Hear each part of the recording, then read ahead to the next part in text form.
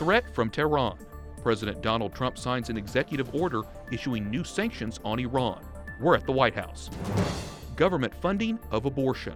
Democratic 2020 candidates gather over the weekend in South Carolina. What they said about Planned Parenthood. International Youth Forum. Pope Francis addresses a group of young adults from around the world. We talk with one of them. And rebuilding effort. How a 20-year-old castle is playing a role in the reconstruction of Notre Dame Cathedral. On EWTN News Nightly for Monday, June 24th, 2019.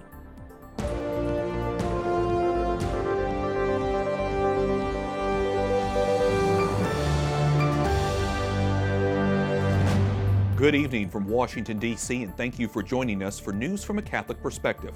I'm Wyatt Goolsby, in for Lauren Ashburn. President Donald Trump issues more sanctions on Iran, this time targeting the country's top leadership. The White House hopes crippling financial sanctions will force Iran to the negotiating table. The announcement comes just days after the Islamic Republic shot down a U.S. surveillance drone. White House correspondent Mark Irons reports. Good evening, Mark. Good evening, Wyatt. The White House isn't saying if this is in direct response to the downed U.S. drone. President Trump says these sanctions had already been planned beforehand. Regardless, the pressure campaign against Iran is heating up. And tonight we're asking the White House what impact it's having and what's next. President Trump signs an executive order ratcheting up the pressure on Iran, targeting the country's supreme leader and his associates. The supreme leader of Iran is one who ultimately is responsible for the hostile conduct of the regime. The U.S. blames Iran for attacking foreign oil tankers in the Persian Gulf and an unmanned American military drone. This latest round of financial sanctions issued by President Trump comes after he pulled the U.S. out of the Iran nuclear deal last year, a move rejected by Iran. Never can Iran have a nuclear weapon. Still, as sanctions have been added, Iran has acted out in aggression. We've seen the attack on the oil tankers. We've seen the attack on the drone. What makes you think that these sanctions have been effective? These sanctions have been very effective in cutting off funds going to the RRGC and other people. And I can only presume, I'm not going to presume why they're doing things, but these are highly, highly effective on locking up the Iranian economy. The White House hopes the sanctions will bring Iran back to the negotiating table for talks. The president wants Iran to come to the table. He wants to negotiate with Iran. He doesn't want war. Overseas, U.S. Secretary of State Mike Pompeo is visiting Saudi Arabia and the United Arab Emirates, attempting to build up a coalition against Iran. Coalition not only throughout the Gulf states, but in Asia and in Europe that understands this challenge as it is prepared to push back against the world's largest state sponsor of terror. Secretary Pompeo faces a tough sell in Europe and Asia, where they support the 2015 nuclear deal President Trump rejected. And we heard from Iran's foreign minister on Twitter today. He says American military has no business in the Persian Gulf and claims the B team for the U.S. despises diplomacy and thirsts for war, a likely reference there to U.S. National Security Advisor John Bolton. Wyatt? Mark, another White House news. The president, I understand this weekend, delayed an immigration enforcement plan? That's right. The president says he'll give lawmakers 2 more weeks to find solutions for the southern border. That move came after House Speaker Nancy Pelosi called on the president Friday, asking him to call off the immigration raids. Wyatt? White House correspondent Mark Irons reporting. Thanks, Mark. As the Democrats prepare for their first debates this week, White House hopefuls promise government funding of abortion. 20 presidential candidates spoke to supporters of Planned Parenthood this weekend, while pro-life students huddled outside the event in South Carolina. Capitol Hill correspondent Jason Calvi brings us the highlights. One Democrat Thank you for joining us. after another First, want to thank Planned Parenthood. take turns trying to win over the country's largest abortion provider. Planned Parenthood is a real beacon to a lot of people in my state. They talk judges, I wouldn't appoint a judge that wasn't going to uphold Roe versus Wade. government funding of abortion. Why did you think it was important for your state to provide access to abortion for Medicaid enrollees? And do you believe that access should be provided at the federal level? Yes, it definitely should be provided. And they promised to gut the Hyde Amendment, which bans taxpayer funds from going to most abortions. When you talk about whether Medicare for all would include reproductive care, of course it would, and that does include repealing the Hyde Amendment. Frontrunner Joe Biden long supported Hyde. He explains his recent reversal. Although The Hyde Amendment was designed to try to split the difference here to make sure women still had access. You can't have access if, in fact, everyone's covered by a federal policy. Students for Life wants to stop these proposals, and they say Democrats will face backlash. They are abandoning the American people and the common American voter. At Students for Life, we did polling that showed only 7% of millennials actually agree with Planned Parenthood's extremist views on abortion. You know, abortion all through all 9 months up until birth. That was Capitol Hill correspondent Jason Calvi reporting.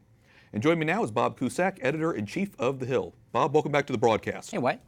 Democrats are fighting for voters who are in favor of abortion. What kind of opening do you think this leaves for Donald Trump, who's been very vocal about his pro-life position? Well, the Democratic Party has definitely moved left on abortion now. President Obama, when he was a candidate, he did campaign for the end of the Hyde Amendment. However, when he became president, he really didn't do anything about it, didn't push for that. So here, Trump has an opportunity, I think, to go after the middle of the road voters and try to portray the Democratic Party as a bit extreme on this issue.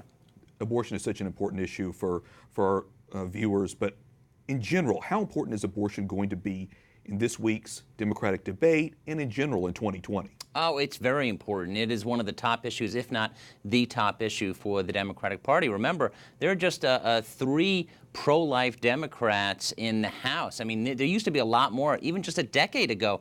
Now that is not the case, and if you are a pro-life Democrat, you could get a primary challenge. So abortion to the Democratic Party right now is a top-tier issue, arguably number 1. Okay, so we'll be watching that. I want to move on to Iran. President Trump says he's taking a prudent approach. He doesn't want war. Are sanctions, in your view, the best way to handle the situation with Iran? Well, we've tried sanctions, and I know he's signed a new round of it, but it's contained Iran, it's contained North Korea, but it doesn't solve the problem. So I do think that it's part of a temporary solution, but it's not going to be the final solution. I don't know what the final solution is. If it was easy, it would have already been done. All right. Well, let me ask you how Capitol Hill is responding to the way Trump is handling the whole Iran situation, especially that he held off on any kind of military action after the U.S. drone was shot down. Yeah, he's getting some big cover from the Republican Party. They are giving the president credit for this, to not act rashly, and Democrats too, for the most part. But at the same time, where are we headed? Iran does not want to sit down with this president, unlike North Korea. So I don't know where we're going to be in a week or 2 weeks, especially because both sides are at such odds, and I don't see them having any type of summit anytime soon. Yeah, so we'll have to be watching that. Several big issues here, and like you said, it doesn't seem like we're reaching a conclusion at any point soon. Bob Cusack, editor-in-chief of The Hill, thanks so much for your time today. Thank you.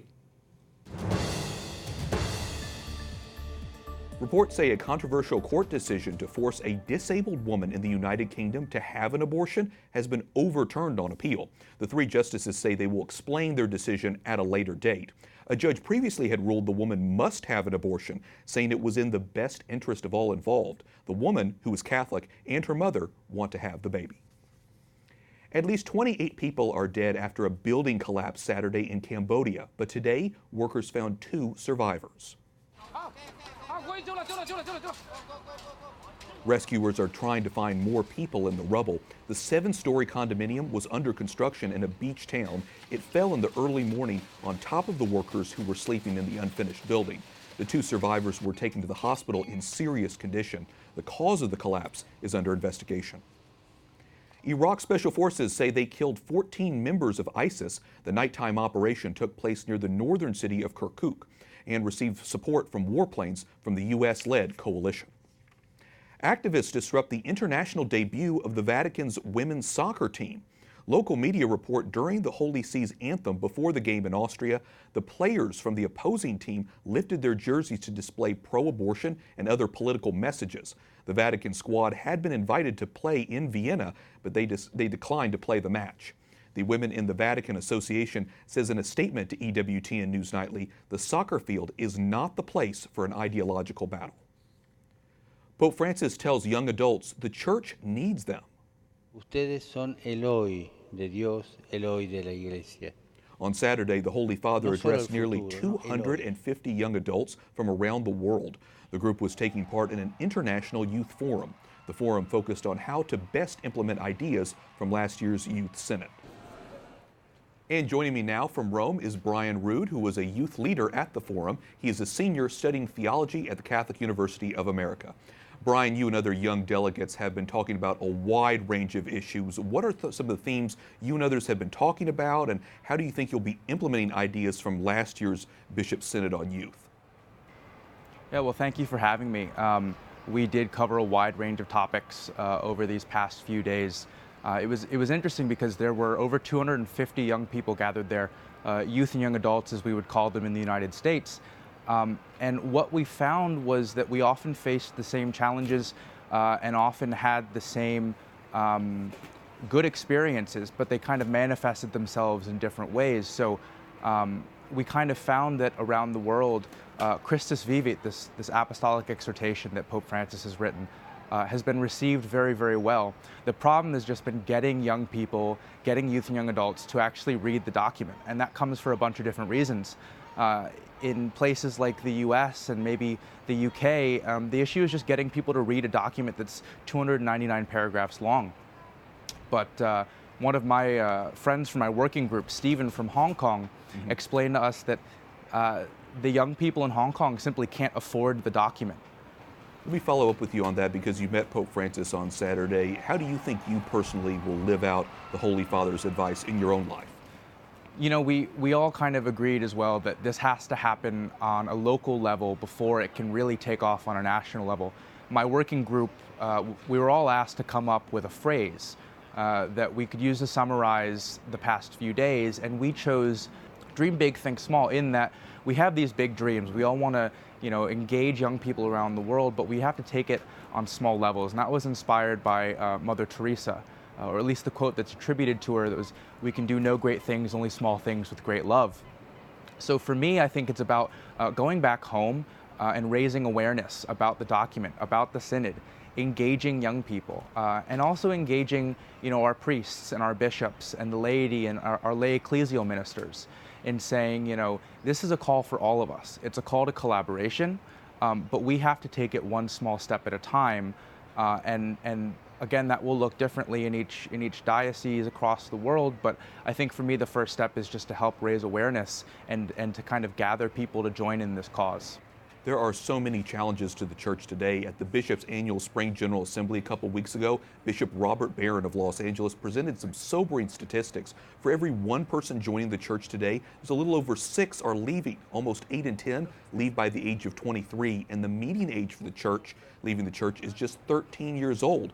After this forum, do you think your work will actually help bring young people back to the church? That is such a tough question to answer, and I think it's a very complex question. I think if we take what the Holy Father has laid out for us in Christus Vivit, if we take what the Synod Fathers and the auditors discussed at the Synod, we have a chance to really engage people. I think some of the most powerful words that have been written or spoken over the past 100 years were when Pope Emeritus Benedict wrote in Deus Caritas Est, that the Christian life is not the result of an ethical choice or a lofty decision, but comes from encounter with a person and with an event. And I think that's the thing. I think if we can become a church of encounter, a church of relationship, one that's willing to sit down and listen to accompany, as Pope Francis lays out for us, as he has from the beginning of his pontificate, starting with Evangelii Gaudium, that's the way that we're going to engage young people. And I think that does include engaging in great, deep theological and philosophical discussion, something that Bishop Barron does very well. But I also think it means that we have to become people of encounter, and that means with every individual person understanding their individual experience and helping them to come know Christ through that. So many important ideas, so many important themes that came out of this week. Brian Rood, youth leaders and a senior at the Catholic University of America, thanks so much for talking with us today. Thank you so much. Coming up, a church leader tells us what the U.S. bishops are doing in the fight for religious freedom.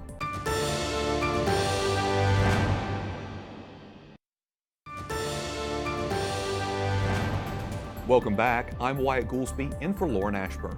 The Greek Orthodox Church in the United States welcomes its new leader. Archbishop Elpida Foras is a lifelong European. The 51-year-old was elected last month. He was installed Saturday in New York City. His main priority is to complete the construction of a church in the Big Apple destroyed in the September 11th attacks. Catholics in the United States are reflecting on the importance of religious liberty. The U.S. Conference of Catholic Bishops marked this as their annual Religious Freedom Week. They're calling for prayers and challenging Catholics to take action on issues ranging from the persecution of Christians to the importance of religious symbols in public view. Joining me now is Archbishop Joseph Kurtz of the Archdiocese of Louisville. He's also the chairman of the Bishops' Committee for Religious Liberty. Your Excellency, welcome back to the broadcast. Wyatt, it's so good to be with you. Thanks for having me on.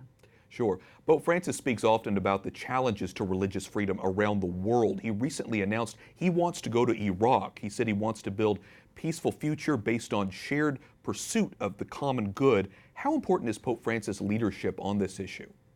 Well, it is just so important for us. In fact, I think back to when he came to the United States and he went to the White House in September of 2015. And on that occasion, he said, religious freedom is a precious gift. Vigilance is necessary. And of course, his leadership in international issues, whether it be the Middle East, Nigeria, Myanmar, these are places where the religious practice of people is being threatened even to the point of their lives. Just to touch on that, churches across the world are under attack. In May, we saw attacks against Christians in Nigeria, and Catholic churches were attacked in Sri Lanka on Easter Sunday. It doesn't seem like it's getting easier for Christians to practice their faith. What can we as American Catholics do to help? Well, you know, the threefold approach has been pray, reflect, and act. And so you mentioned earlier that we need to be able to be joined in solidarity in our prayer. Prayer for the courage to be able to live our faith and not turn back. The notion of reflecting, becoming aware. Sometimes we can be accused of thinking only of ourselves. And so to be taking an interest in international affairs as well as challenges that are within the domestic church here within the United States. Well, let me follow up with you on that. On the domestic front, the Supreme Court said last week a peace cross on public land in Maryland that serves as a World War I memorial can stay in place despite a legal battle to remove it. Why do you think it's important for religious symbols to be in public view? Well, I think the first thing is it was a very common sense approach, because anybody passing that monument knew that it was celebrating and thanking God for the gift of those soldiers who gave their lives during World War I. And I think most people see that a religious expression is tied in with our public sentiment. It's one thing to promote and require someone to become part of a particular church. It's another thing to allow that public sentiment to have a place within our nation. One last question. What do you hope American Catholics will take away from Religious Freedom Week? Well, I think the best thing is let's be informed. And the court of public opinion right now it shows a softening in people's understanding and appreciation of religious freedom. So my hope, I'm quoting someone, said that people should see how important it is to seek the truth, to live the truth, and then together to strengthen our nation by expressing our values in the public square. So important to share those values with others. Archbishop Joseph Kurtz of the Archdiocese of Louisville and chairman of the Bishops' Committee for Religious Liberty, thanks so much for your insight. Thank you, Wyatt. Up next, a major discovery at the Church of the Nativity and an update on the restoration of Notre Dame Cathedral.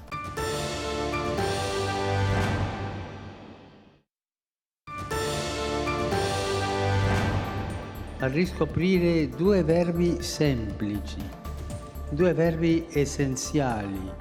Pope Francis tells the faithful to share whatever they have with one another. At a Mass yesterday in a neighborhood in Rome, the Holy Father said using words as a blessing is a gift to others, and adds we should praise instead of complain. Welcome back. I'm Wyatt Goolsby, in for Lauren Ashburn. A university in Northern California removes a bell marking the 18th century Catholic missions. Some Native Americans say the missions glorify racism. The University of California, Santa Cruz invited community members to witness the removal of the El Camino Real bell on Friday. The university has not decided on what will happen to it. Options include placing it in a museum or melting it down. Officials from the Palestinian territory say they have found an ancient baptismal font in the Church of the Nativity in Bethlehem.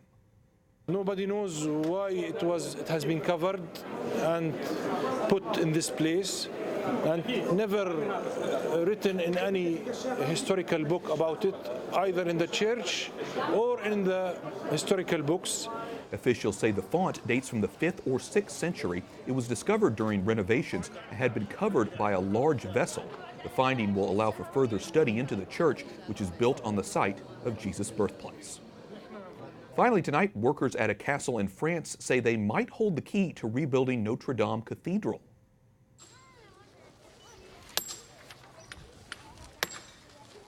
This building in France's central region looks old, but construction began in 1997, and the workers are using methods from the 13th century. That experience might be just what the famous church in Paris needs to be restored to its original look after April's massive fire. Pretty incredible how those workers are able to use centuries-old building techniques. And that wraps up our newscast for tonight. We thank you for watching. For the entire EWTN News Nightly team, I'm Wyatt Goolsby. We'll be back tomorrow with more news from a Catholic perspective. We leave you tonight with images from yesterday's Corpus Christi Eucharistic procession in Washington, D.C. It was led by Monsignor Charles Pope. Around 350 people took part. Good night, and God bless.